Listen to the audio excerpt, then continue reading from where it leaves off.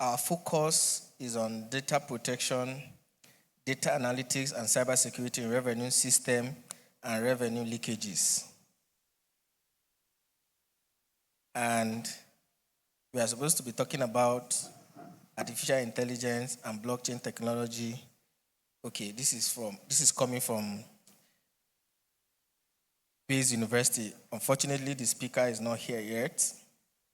Well, I believe that the gentlemen on this table will help us speak on this topic from their various point of view, what they are doing as an organization, and I will give each and every one of them 2 minutes as a way of introduction on this topic: data protection, data analytics in revenue system and revenue leakages. Share some thoughts on what you are doing as a person, as an individual, then we pick it up from there. So I'm going to start with Mr. Ayowande Adelem, Director of Founders Institute, Lagos. Hello, okay. It's actually Adalemo. Come again, sir? It's actually Adalemo. All right, apologies, yeah. Mr. Ayowande Adalemo. Yes. All right, so thank you. I know it's Founder Institute I'm a director of Founder Institute, yes, but I'm also an entrepreneur, and so I'm here as CEO of Wi-Fi Wireless, a company in Lagos that's turning Wi-Fi into a distribution system for services and utilities in Lagos. Revenue leakages, data protection, and if you look at it in terms of the topic we're talking about, I usually like to speak from the angle of the people itself before technology comes into play. So I'll be coming from that angle particularly, and especially what we need to do as a people, as a nation, to take our vast population, especially our young population, from where we are now to solve the problem of data protection and revenue leakages. When PiggyVest was here earlier and they said they had 5 million Nigerians, that's a huge number. But I'm sure if you ask PiggyVest and you ask them what the potentials were, and if they could read that potential, they'll tell you that they have a glass ceiling, and that glass ceiling is the quality of the population interacting with technology. So technology is on one side, yes, but the population is still very, very far away from what population should be. And so if you are talking about revenue leakages, you're talking about the culture of the people, the thinking of the people, and whatever technology you apply, and the people cannot use or apply that technology because they don't understand it, you still have that same problem. So that's the angle I will come from. All right. So, Engineer Chidebere, over to you. Okay, thank you very much. At CodeSpace Technology Limited, what we do is build solutions, software solutions that help SMEs to automate their business, to make more revenue. We also build solutions for startups who have ideas and they want to bring their idea to life. We build solutions to help them. So you may be wondering, how does this concern revenue? Because talking about revenue leakages is not only when government gets revenue and someone steals it. That's not the only time we talk about leakages. If the persons that should pay revenue to government are not paying it, it can also be seen as leakages. Now, for businesses that are not leveraging technology, they won't make much revenue when you compare them with those that are leveraging technology. Those that leverage technology make more revenue. And when an organization, especially SMEs, make more revenues, they'll be able to pay their taxes. And that contributes to government coffers. The revenue that we're talking about that comes to the government, SMEs play a major role on that.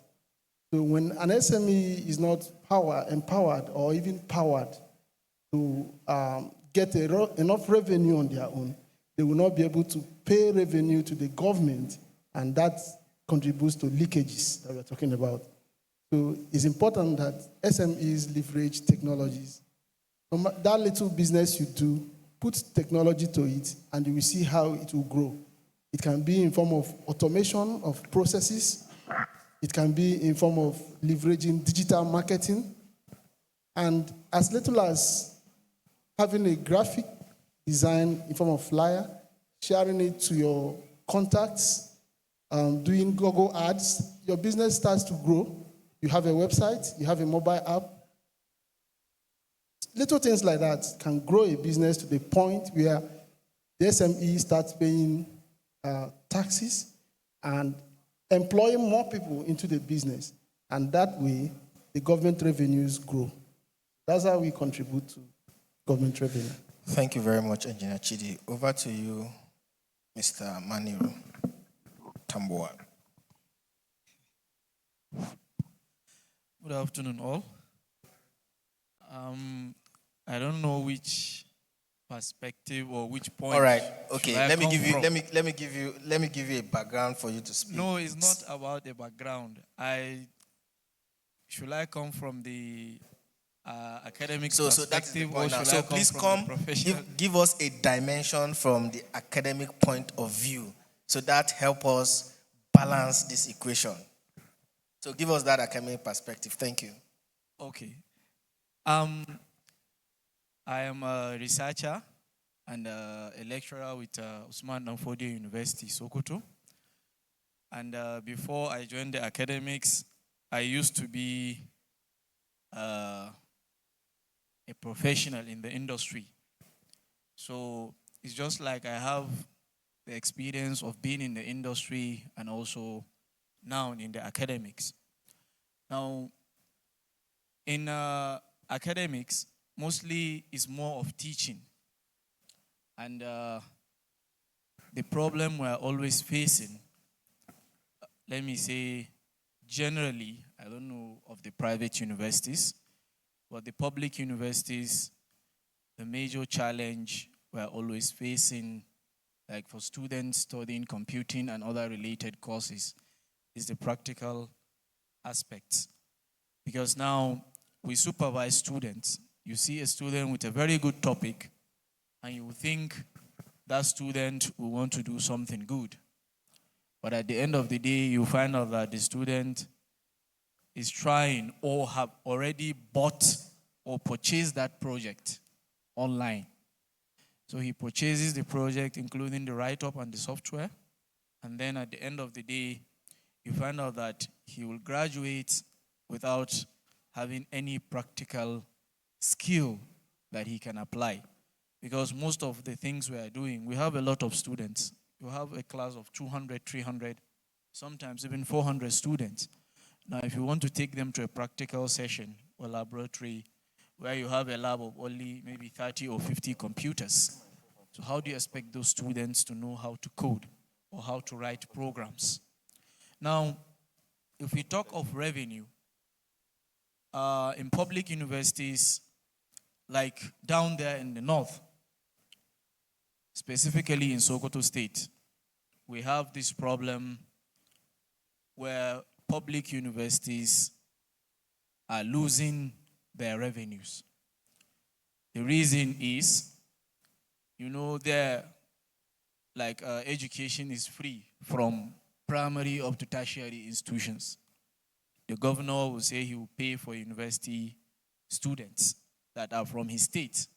So at our university, we have this problem of Sokoto KB students that are being sponsored by their state governments. And as I'm telling you, it's not sponsorship. It's just more of an agreement. Because at the beginning of the session, the state government will send a delegation to the university and they will discuss some modalities, and the student will be cleared for registration without paying. So at the end of the day, the government will not pay those monies until when a new session begins and the university frown and say that students from Sokoto will not register. That is when the Sokoto state government or any other government will come and say, okay, how much are we supposed to pay last session? And say maybe 500 million. Then they'll say, okay, we'll pay 200. And you allow the student to register for the next session. And that, under that cover, other students that are not from these sponsoring states will still use that cover and not pay school fees. When I first joined the university, I was a non-academic staff with the ICT Directorate. There was a time that we are asked to do some background checks, and we found out that some students came into the university from UG1 to UG4, and some have even graduated, but they have never paid school fees. Wow. And that is how they left. Some have already collected their certificate because the management said, okay, we should get their list, and when they come to collect their certificates, they should be denied their certificate until they settle those debts. But at the end, we realized that some have even collected their certificates. Some have not paid for the entire 4 years. Some have paid only for UG1 when they came in as what we call Jambitos. They don't know how the system works. But later, they found out that there is a room for sponsorship, and that they used that, and the university lost a lot of money in that. Thank you. Thank you. Thank you. All right, over to Professor himself. I call him a professor. Good afternoon, everyone. So you have 2 minutes. My name is Solomon Keshmayatete, and I run a creative digital media hub.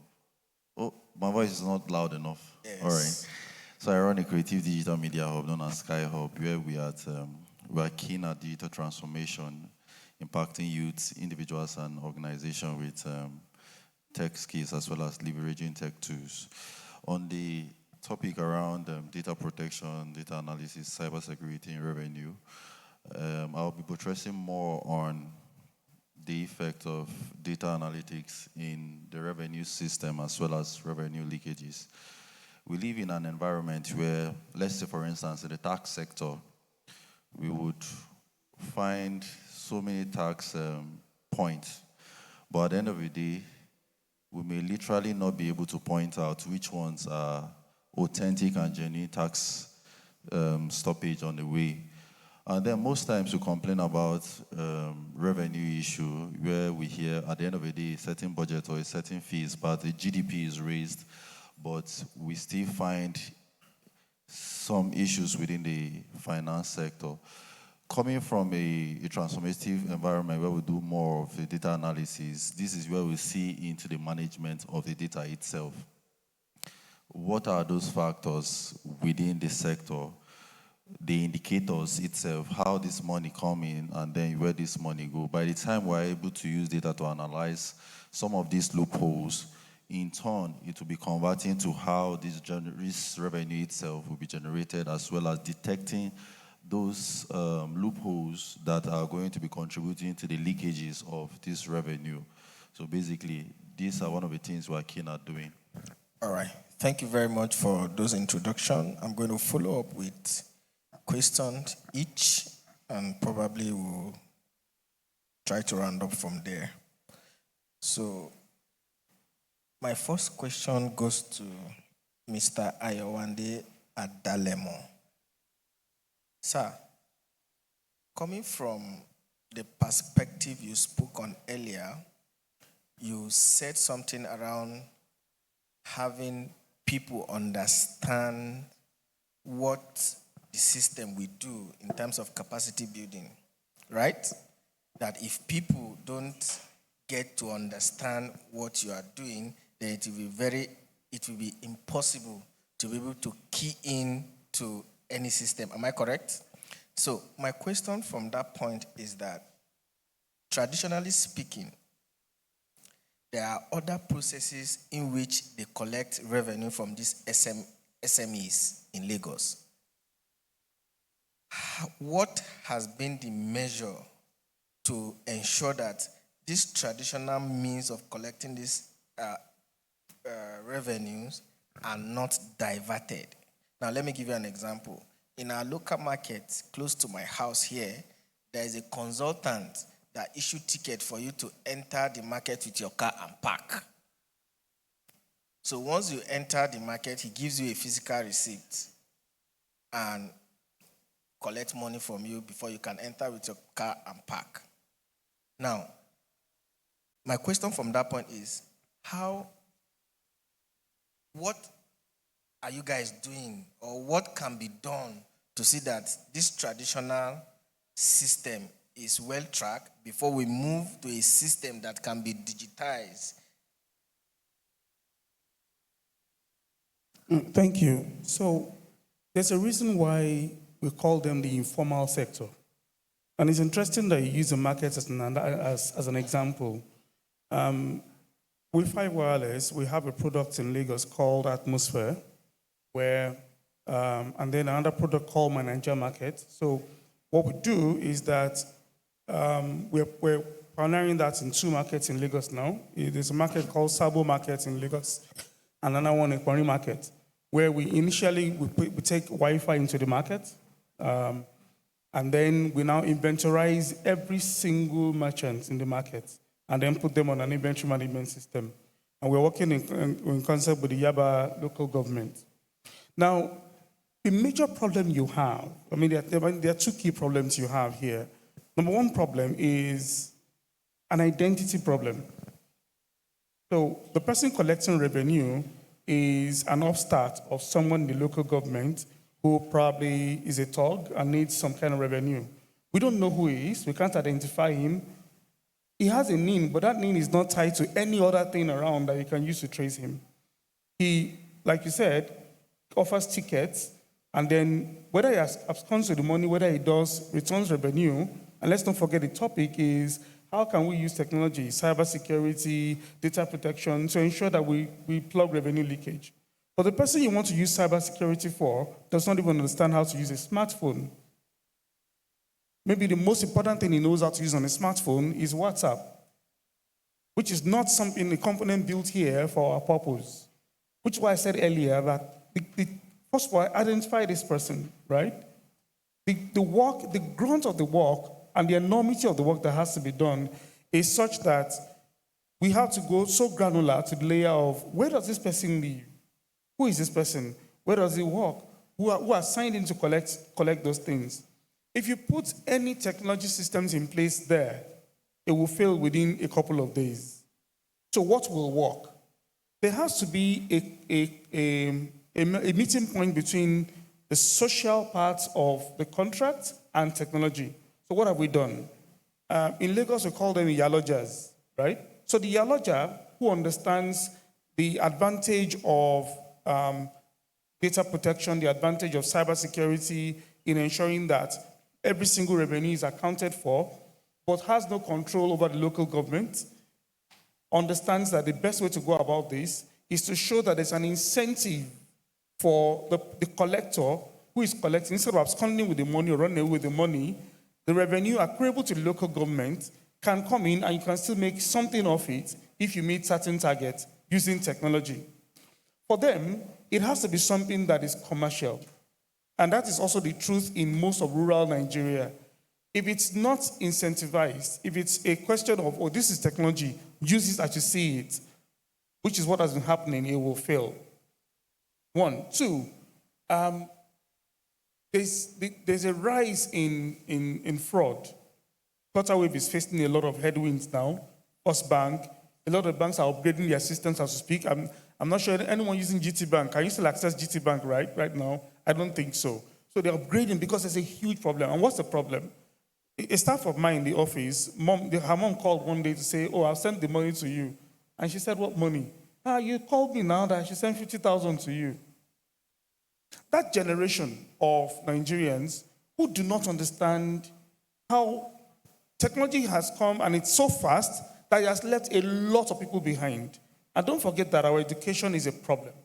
We are not educating our people correctly. We're not, and technology happens right in their faces. They want to participate in it. And when they jump into it, there are a lot of fraudsters, cyber criminals who are waiting for them. They take advantage of them. So the first thing we need to do in stepping back a bit is to say, this is a social problem, first of all. It's a problem that needs education. It is really not about technology for technology's sake. It's a function of ensuring that every single person that interacts with technology interacts with it in such a way that they understand why they're interacting with it and what the dangers possibly could be. So in the market, as an example that I used earlier, today in the Kwari market, as an example, we're installing a toll for vehicles to come in. Now, the person collecting the toll knows that aside from my salary, if I ensure that every single person taps out of this market, there's a commission that comes to me at the end of the month. And that commission is even much more than what I've been stealing. So what's this technology about? Oh, so I now need a smartphone so that they can tap on my smartphone. Oh, so my smartphone can do a lot more than this. Oh, how do I protect the money on my smartphone? Oh, you need what they call antiviruses. You need to ensure that you have the correct passwords. Don't share your OTP with anybody. We do that kind of education at that level. In a language they understand. It's not Turinchi at all. You speak in a language they understand. We speak Yoruba to them and showing them how it works, what the dangers are, and showing them how that money can disappear almost immediately, and then they are shocked. Once you do that, then whatever technology you want to layer upon that, because you understand that the person at that layer who is collecting revenue for government, who would have to deliver that revenue, now understands the dangers and the responsibility of using technology, then you can go ahead and begin to now layer higher technology because he understands the very basics of what he's doing, and he sees that my revenue from this is not going to fly away because it's a way of life. Technology should not be used to change people's way of life drastically from what they're used to. It should be something that calls them from where they are and gently leads them to where you want to get them to.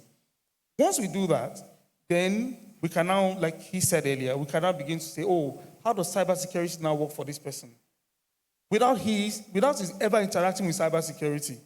So the back end can be very complex, but the front end that the user interacts with has to be so simple that a 5-year-old can interact with it without being in danger. Thank you very much for that brilliant response. Engineer Chidi, let me come to you. As the CEO of Code Space Technology, where you build software particularly for SMEs and startups, if you look at the trend, earlier in the previous section, we discussed about some of this infrastructure that houses or hosts some of this software, some of these applications. And you realize that a number of the time, when engineers like you build these softwares, a number of the time, there's some kind of recommendations that unconsciously you put into these startups to see that their applications or their software or their website are hosted outside the shore of Nigeria. The number one question is, why? That is one. Two, looking at the rate at which cybercrime is now the order of the day, how are you advising how do you advise some of these SMEs or startups to incorporate security in their application development? So I have asked you 2 questions ago. Okay, so concerning the hosting, I know that as a board member of NIRA, we want me to say they should be using .ng. And of course, that's what I do. Most of the sites I build, I encourage the SMEs to use .com.ng or .org.ng, depending on the setting of the So why not .ng? Why not .ng? Yes, .ng, .com.ng, or .org.ng.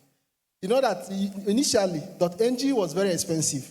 In fact, it was the most expensive domain name in the world because it was costlier than .com, it was costlier than .org at a time. We started complaining, even complaining to NIRA directly that it cost. But we thank God that the leadership of NIRA have a listening ear. They were able to bring that .ng down. Now that the cost is down, we are making use of .ng. a lot of the websites we are building this time around, we are using .ng, especially the SME websites and some of their products. And another factor that helped us to do that is NIDA. When NIDA is empowering startups, one of the criteria they check is these startups, their product, is it built on .ng? Because if you build on .com, sometimes they will score the person lower than they will score someone that is using .ng.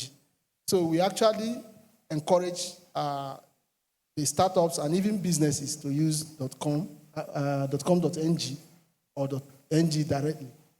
Another reason why we use .com.ng most of the time is because it's the cheapest currently now. .com.ng is about 2,000 naira, which is almost $1 or $1.2. But by the time you are using .com is about $12, sometimes $16, depending on the fluctuation. So you see that using .com.ng is cheaper for startups since the quality of your website is not affected by the .com or that is the domain name, the domain top-level domain that you're using. So why use the one that is expensive? It's unnecessary. But another thing we consider about hosting in Nigeria sometimes is availability. Most of the times you host a website and you want to browse it and you see that the website is not available. The owner of the website will think that it's the developers, but in reality, it is the host. So this is one of the deterrents that make us not to use host in Nigeria. The name does not affect it, because even when you have .com.ng, you can still host foreign. So I'm talking about the host now, not the .com or the .com.ng. Does not affect the performance of the website, not at all. But the host, the server where you host it, has a very great contribution to make to the performance of that website. Another deterrent is the email service. The email service. Most of the time, you host your website in Nigeria, and when you want to check your mail, you see that it's not available. What I'm talking about is maybe you have admin@yourname.com or at yourname.org. You see that it's not available because you're using a Nigerian host. So these are the two reasons why we usually host foreign. When we build a website, we can use .com.ng, we can use .ng, we can use .org.ng, but when it comes to hosting, we host it outside because of these two issues, which I hope that with the Galaxy backbone and how they are trying to rethink the hosting services in Nigeria, they will begin to bring some of us back to start hosting in Nigeria. All right. Because of our time, I'm going to allow you, but it's important you answer the issue of security in the heart of your software development. Yes, the security. So 30 seconds. All right. So to make sure that the website we build is very secure, we implement some best practices when we are building those software to make sure that we have security in them. Then when we host, we also leverage on SSL as a secure socket layer to make sure that the man-in-the-middle attack is deterred. So a lot of technological implementations take place, but 30 minutes will not be enough for me to explain it. All right. Thank you. So should I call it Dr. Maniru now? Yes, doctor in waiting. Yes. So in 30 seconds, the issue you raise is very, very germane. Now that you have passed through the system as a non-academic staff, and now that you are a lecturer, from that time till now, what has changed in terms of trying to address that issue of people not hiding under that nomenclature such that they will not pay school fees before they leave? Have you been able to point out some critical issues to the stakeholders to see that these things don't happen again? Yes, it has been done. How? Yeah, the system we were using before was deployed. It was purchased by the university, and the system was developed using Drupal. So at some point, none of the developers in the ICT Directorate has the knowledge of tempering or updating the source codes of that system. And that was where all the challenges were coming from. So we just sat down, and then even after I left, but I was part of the development, we developed a new system using some frameworks that were more secured and more robust, and are also flexible for us to control who does this and who does that. So that was how the challenge was addressed, and I think it has been addressed totally now. All right, thank you. So I will come to you, sir, in 30 seconds. As a CEO for SkyHub, I know that you are into a lot of capacity building. Looking at these emerging technologies, or rather, looking at the current issues at hand, what is SkyHub doing, or what are your plans in raising soldiers that will help us protect our digital infrastructure? What are you guys doing, or what are your plans that you do or that you are doing to help us raise soldiers, to help us analyze our data so that they can join forces in this revenue system and leakages? Okay, so we are looking at several aspects, and then one of them begins with the training, which is also known as the capacity building. And then we are looking at solutions in both the Web3 as well as the Web2. Most of the solutions that are being leveraged in our environment are more of Web2 solutions, while in other environments we have Web3 solutions. And then the more we begin to adopt Web3, there is more need for people to understand how to leverage these technologies that are within the Web3 sector or the emerging sector. And then beyond just having people who are skilled, the users also matters. This is where we look at the 3Ws, the why this product or this service is important, the who and the what. So by the time all of these are identified, we know that when these people are equipped, of which is what we are doing currently, then we begin to look at having a very formidable handshake between both the private sector as well as the government entities, where we deploy or outsource our skilled staff, or rather our skilled soldiers, like you rightly said, to these organizations where they will go back, impact, and then keep modifying as well as updating their solutions to meet the emerging technology standard. Thank you very much. Gentlemen, I'm supposed to give all of you 1 minute each to round up, but unfortunately, I can't do that. You will recall that the MC came to me earlier to give me some signals that we have to round up. So on this note, I must sincerely thank all of you, and particularly Mr. Ayowande Adalemo, and most sincerely Engineer Chidi and Mr. Maniru Tambuwal and Professor Solomon, like I call him, for coming and speaking to us. This session is very, very insightful, and on this note, I would like to bring this session to a close. Please, gentlemen and ladies on the podium and the audience, may I request that you give them a round of applause. So, photograph, please, while I hand over to the MC. Thank you very much. Mr. Andrew Abu, please join them upstage, and let's have this final batch of photographs. And then as soon as you're done with the photographs, you will just slide down here and then take the closing remarks for today. I want to strongly believe it's been a robust time of engagement with beautiful mental fireworks.